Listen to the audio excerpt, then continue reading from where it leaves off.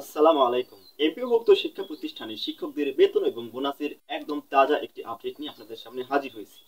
আর হ্যাঁ, যারা চাকরি এবং এ ধরনের বিভিন্ন আপডেট প্রতিনিয়ত পেতে চান তারা কিন্তু বিডি স্টাডি চ্যানেলটিকে সাবস্ক্রাইব করে রাখতে পারেন।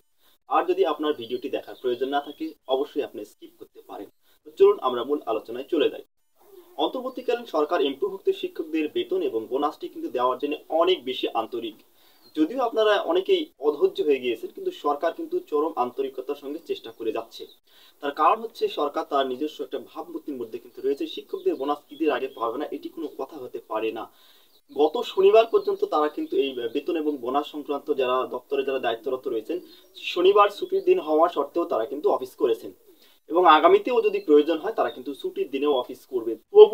তবুও এই শিক্ষকদের বেতন এবং বোনাস ঈদের আগেই তারা যে কোনো মূল্যে দেওয়ার জন্য তারা কিন্তু সচেষ্ট। কাজে আপনারা নিশ্চিত থাকেন যে এমপিভুক্ত শিক্ষকদের বেতন এবং বোনাস যাদের ইএফটির কোনো সমস্যা নেই তারা কিন্তু 100% ঈদের আগেই পেয়ে যাবেন।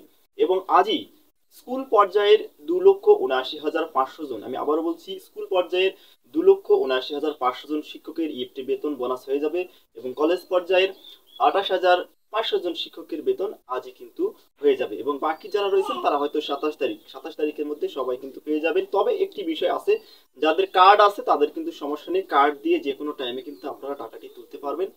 আর যদি আপনার চেক থাকে তাহলে কিন্তু কিছুটা সমস্যা রয়েছে, অর্থাৎ ছুটির মধ্যে কিন্তু ঝামেলাটি হয়ে যেতে পারে। তারপরেও যদি সরকার ইচ্ছা করে যে কোনো ধরনের সুযোগ কিন্তু আপনাদের করে দিতে পারে। আপনারা অধৈর্য হবেন না, যথাসময়ে বেতন বোনাস আপনারা পেয়ে যাবেন।